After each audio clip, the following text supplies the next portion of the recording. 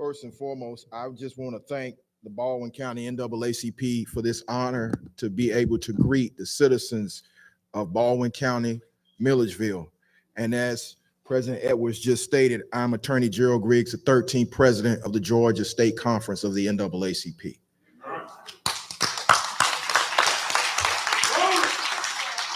I don't take that lightly. But first and foremost, I want to thank my lovely wife, Rhonda, my daughter, Elise, who could not be here today, and little Deuce, who's sitting over there as well, Gerald Jr. I also want to send a shout out to my second favorite organization, who is celebrating 115 years. The lovely lady, 16? I'm sorry. 116 years, the lovely ladies of Alpha Kappa Alpha Sorority Incorporated. Happy Founders Day. You know, when President Edwards said she wanted me to come to Baldwin County, the first thought that came to my head was, wow, y'all want me to bring the Dr. King speech to Baldwin County. Now that's an honor. Let me tell you why that's an honor. The young man you see standing before you, and I'm not that young, grew up in Atlanta, Georgia, the birthplace of civil rights. My father grew up on Chestnut Street, 3 doors down from the King family. So I grew up knowing the legacy of Dr. King.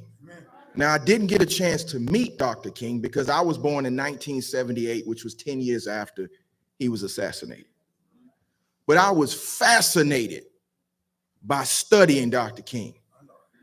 Every Saturday, I would watch Eye on the Prize religiously on PBS.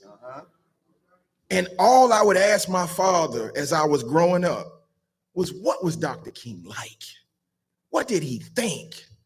Why would he give his life to help Black people and white people learn how to coexist in this country?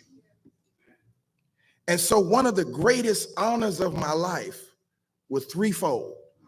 One, being able to be a mentee of John Lewis. Two, being taught every Saturday with a group of young men by the Honorable C.T. Vivian.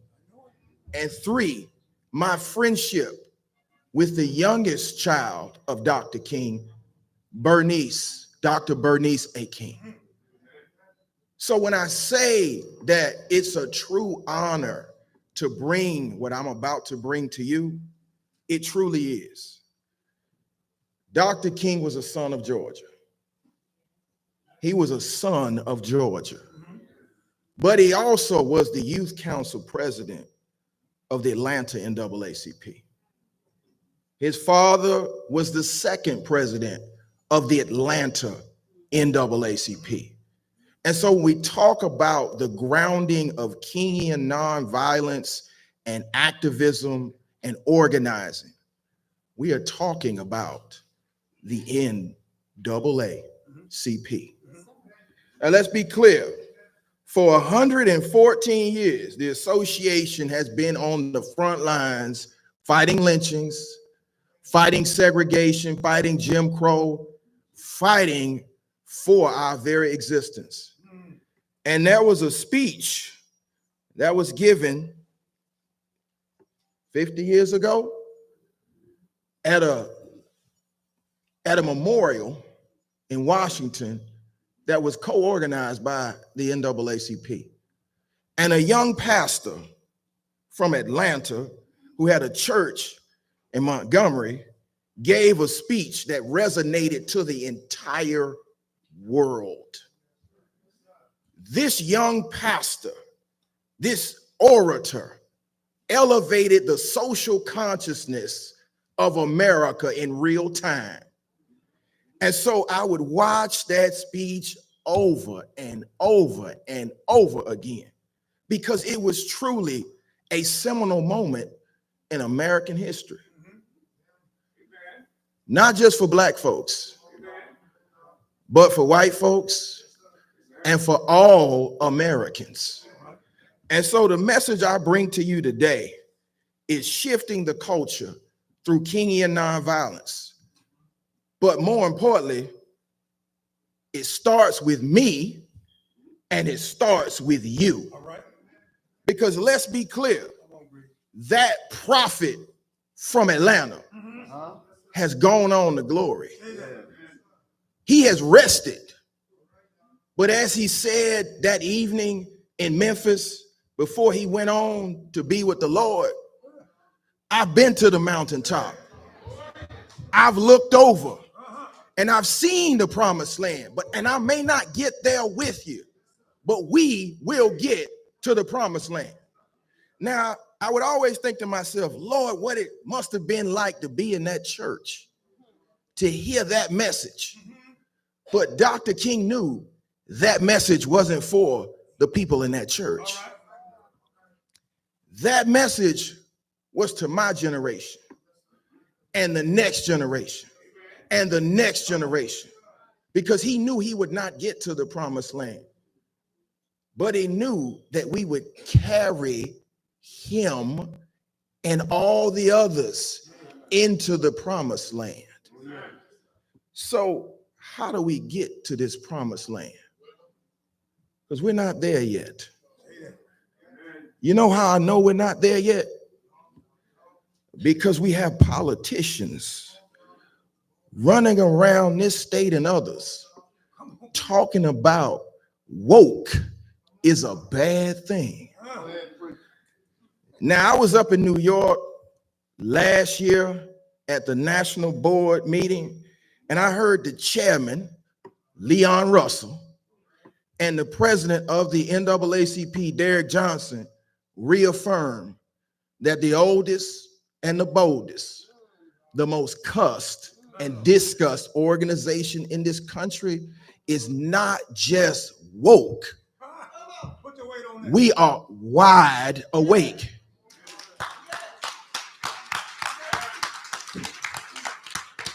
So I have a message for politicians in this state and others. If you have the nerve to wage a war on woke, we're going to send you back to whatever backwater state you came from with a message from the black folks. Because woke means to be aware of social injustice. So black folk have been woke for 400 years, and we're going to stay woke. But I was thinking about a woke pastor that went to Washington to speak at the Lincoln Memorial, and what he told the nation. He told the nation so many things, but one of the most important things he told the nation is we would never have true justice until the Negro no longer suffers the inseparable horrors of police brutality. Wait a minute. You mean to tell me Dr. King would have been marching in the streets for Big George? Absolutely. He also said that he did not believe the Bank of America was insufficient in its funds for the Negro, which means Dr. King would have been a proponent of reparations. And then he also talked about the sweltering heat of oppression in Alabama and Mississippi, and of course in Georgia, with the voter suppression that is running rampant. So Dr. King, I think I'm gonna step on some toes here, would have really been upset with SB 202, the voter suppression bill. So I come this morning, this afternoon, to bring you a message that it starts with me and you being the grandchildren and children of a king. What does that mean? That means that in 2024, we have an assignment. We got the assignment in 2016. We came through in 2018. We came back through in 2020. We doubled back in 2021, and we sure showed the world in 2022. So what does that mean? 2024, the rafters of Georgia are going to shake again. Now, you know the NAACP is nonpartisan, but that doesn't mean we're not political. And me being an attorney, that doesn't mean I'm not in support of law and order. So when I say it starts with me and it's on us, you know, Dr. King always talked about the history of oppression. And we all know where that starts in Georgia. I'm a 6th generation Georgian, born out of this red clay. My great-great-great-grandfather was a slave in this state, not too far down the road. And I can only imagine that this great-great-grandfather is looking down, saying, I can't believe that in those cotton fields that I toiled in, I had a descendant that's a civil rights lawyer, a descendant that is a plaintiff in the case against SB 202, a descendant that helped file a lawsuit that carved out several super black districts. And so when I say it starts with me and it's on us, you know, we always talk about marches. We always talk about protests. The purpose of the march and the protest is to raise awareness. But if there's no legislative change, if there's no political pressure, the protest was insufficient. What am I saying? Well, if Dr. King was able to achieve the Voting Rights Act and the Civil Rights Act and the Fair Housing Act, it's time for us to change some laws. It's time for us to stand up in a way that Georgia hasn't seen before. What does that mean? That means just like we did in 2020, when the social justice movement had its second wind. Y'all remember where that started, right? It started in a little town in South Georgia, where we saw an unarmed jogger out for a run. He wanted to get some exercise. We were all in the house because of COVID, and we saw a video. We saw a video that shook the conscience of Georgia. We saw Ahmaud Arbery murdered, lynched on live stream. And we saw Georgia rise up like it hadn't risen up in 50 years. We saw us, one, make sure 3 white vigilantes were held accountable. Not once, but twice. Then we channeled that to the rest of the country. And we saw us start, as we were running for Ahmaud, to demand justice in Louisville for Breonna Taylor. And then, of course, to hold folks accountable for Big George. And then we circle back to Atlanta for Rayshard Brooks. Y'all remember all these names. So then we got the charge that we were marching, but we needed change. So we marched to the polls. You know, people always talk about, how did Georgia turn blue? Let's be clear. Georgia didn't turn blue. It turned black.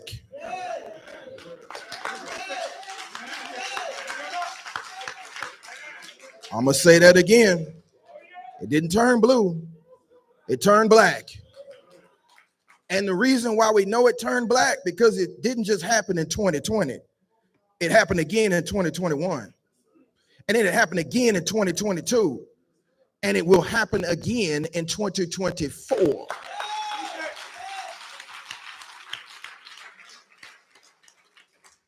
And we have the social justice movement to thank for that. But we also have Dr. King to thank for that. Why?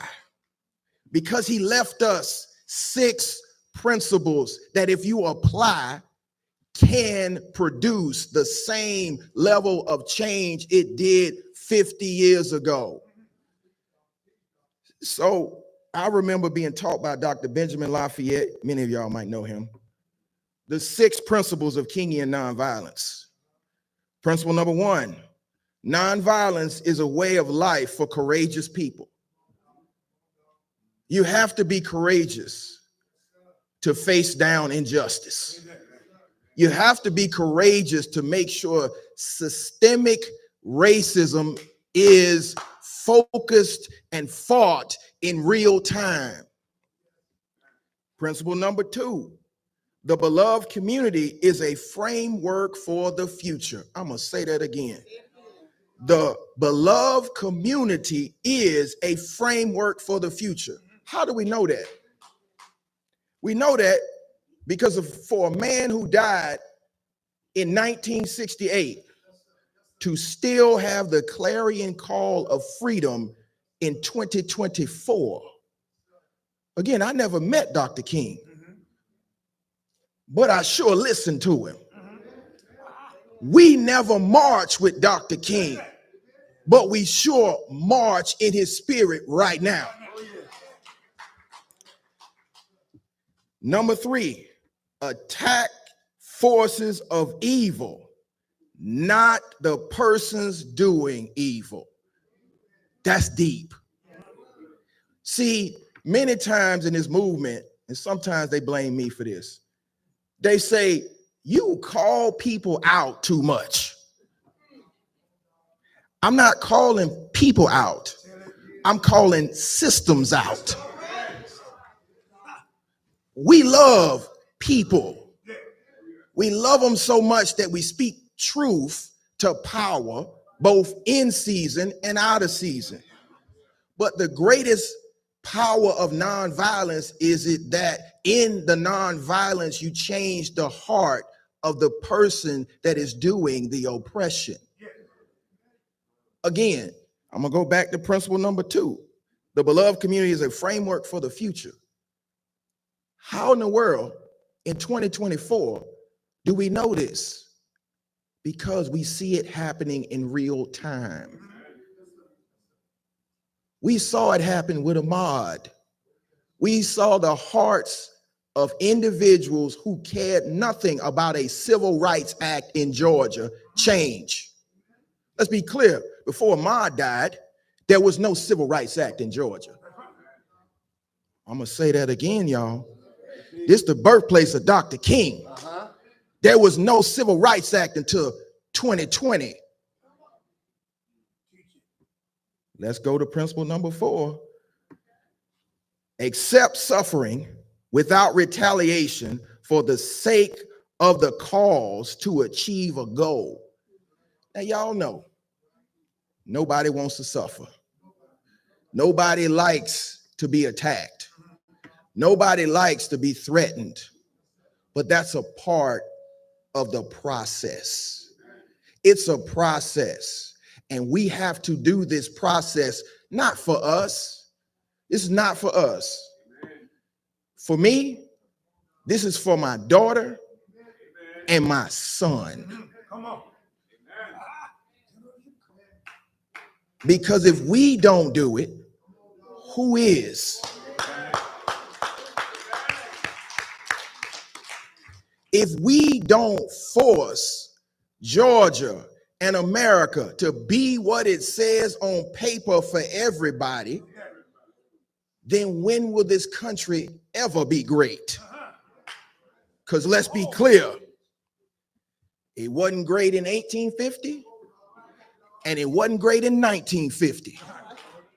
So when was this country ever great for everybody? Principle number 5, avoid internal violence of the spirit as well as external physical violence. Now that's a difficult principle because we all know what happens when you get attacked. Let's be clear.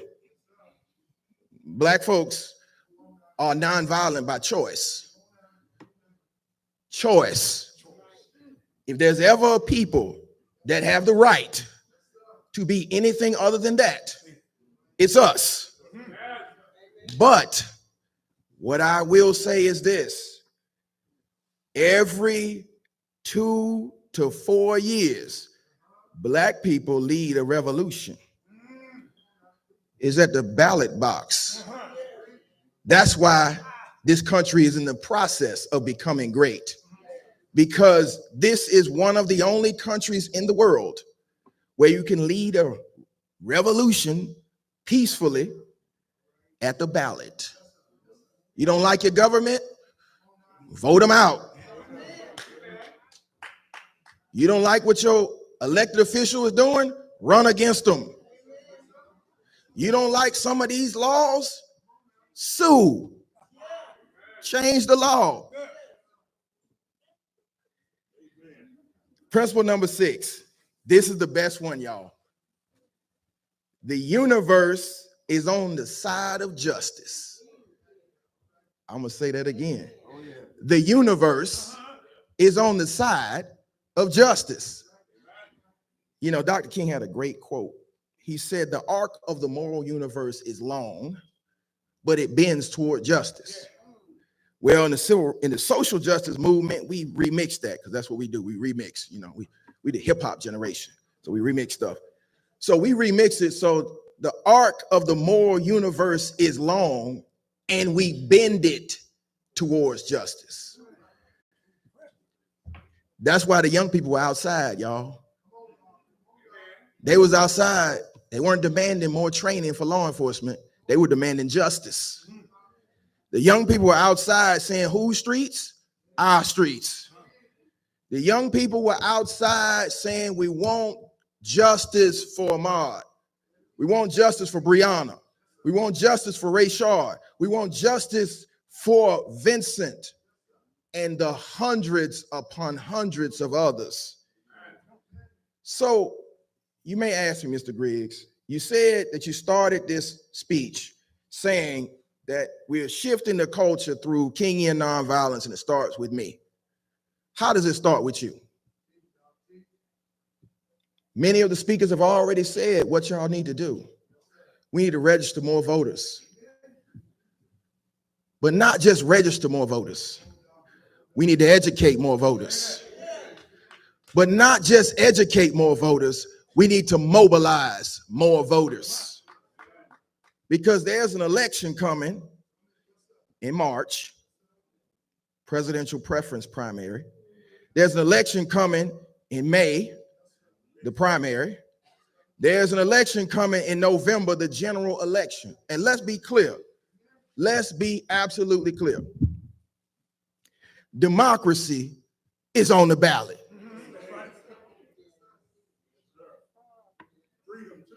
Freedom's on the ballot. Let's be clear, y'all. We all saw it. It was on live stream. January the 5th, black folk voted. January 6th, they sacked the Capitol. Nobody talks about what we were talking about on January the 5th, right? We were all celebrating. It was happy time. We sent a black man to the Senate for the first time in the history of this slave state. And then, not only that, we sent a young Jewish senator. So it was a double whammy. And you know what happened? Folks flipped out. I'm gonna be, the president said, if y'all don't want to hear the truth, y'all need to leave. I'm gonna be real clear. We all know what happens when black people in this state do something. There's always gonna be a backlash. Y'all just happen to see it on CNN. So, guess what though? In this state, there are always African Americans and people of good conscience that will be the bearers of law and order. Many of y'all don't know this, but we had a state convention in October. At the state convention, we honored someone with the Presidential Award. The Presidential Award goes to somebody who stood in the gap for justice. And I could think of only one person that should have been honored for that award. That's one district attorney in Fulton County.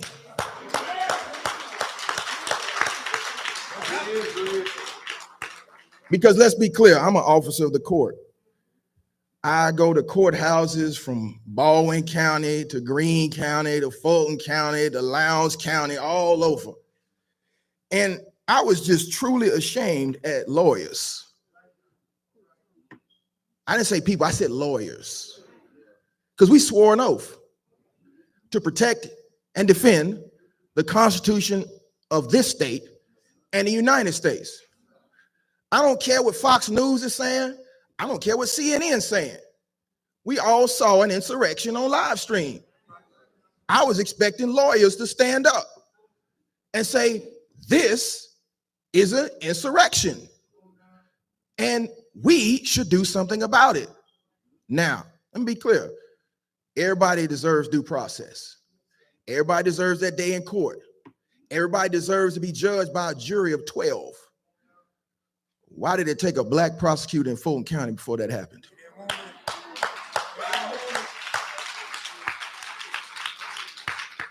If my clients led an insurrection on the Baldwin County courthouse, it wouldn't have taken 8-9 months, a congressional panel, live hearings to determine what happened. Or if my client had called into the state to find 11,000 votes, because that's one more than our opponent had, that person would have been arrested immediately.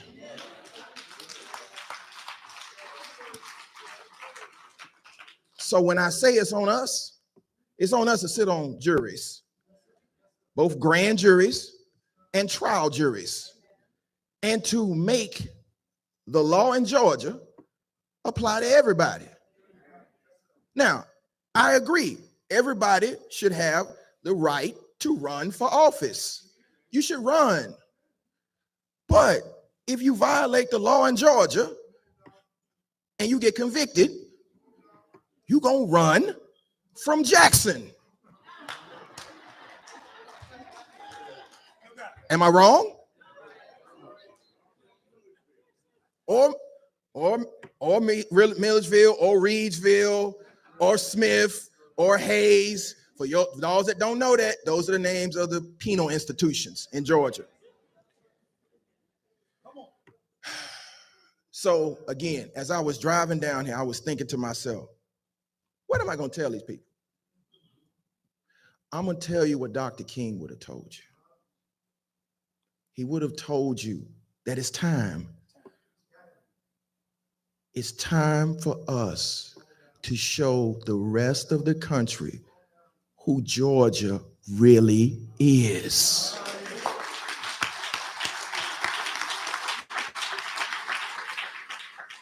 It's time for the young folks to not just hear about Dr. King, but to see Dr. King in action. I hear it all the time, man, the young people can't be reached. They own something else. I don't know how to relate to them. Listen, all they got to see is you doing it. That's it. They want to see their parents and their grandparents being about that action. Okay? And that's what we have to do. So the message on this King holiday is that this is not a day off. This is the beginning of days on. We have to mobilize. And the best messengers in the Black community are the Black people.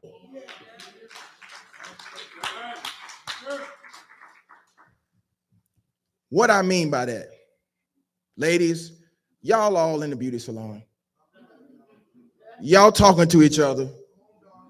It's time to talk to folks and mobilize like we know Black women can mobilize. 90% voter turnout. Black men, we all know y'all in the barbershops. It's time to mobilize. 80%, we need more. We need 90%. We also have to reach back into our community. Our community that's been neglected. The folks that we don't even stop and talk to on the corner. We all know that's somebody's cousin, somebody's nephew, somebody's niece. We just gonna ride by like we don't see them.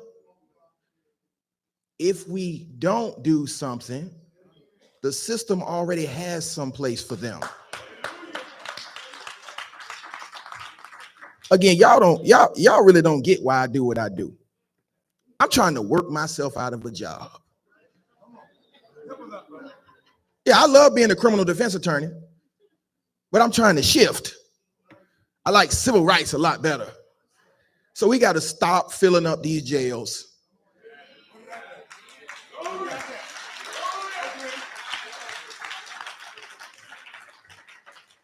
We got to stop filling up these penitentiaries. And we have to be about our Father's work. And so, as Dr. King, as I said, has gone on to rest, he's expecting us to do it. But it's not just him resting. Y'all really don't understand who Dr. King really was, do y'all? He was a prophet. He was a prophet. If you listen to his messages, it comes straight from the word.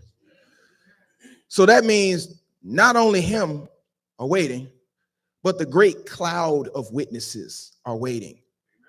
You know, David, Abraham, that guy who's sitting at the right hand of the Father, y'all know him. Okay, he's waiting. Well, what did he say? Dr. King said this too. Greater works you shall do. Why? Because I've gone to my Father and I sent the same Spirit back into y'all. So let's be clear. Greater work. This man healed the sick, raised the dead, and then got up on that cross and opened up his veins for us. Greater works. And so what do the greater works look like? The greater works look like healing this racial divide we have in America. Let's be clear. I'm the president of the National Association for the Advancement of Colored People, which means I represent everybody. Not just Black folks. Black is one color. That's one color. It said colored people. There's a lot of other colors, which means it's time for us to come together. It's time for us to realize that when we raise a ship, all tides rise. We have to have a conversation with, and it's just a few. It's a few, but they real loud. We got to have a conversation with a few of the racist and teach them. Listen, all people are asking for is an opportunity to achieve.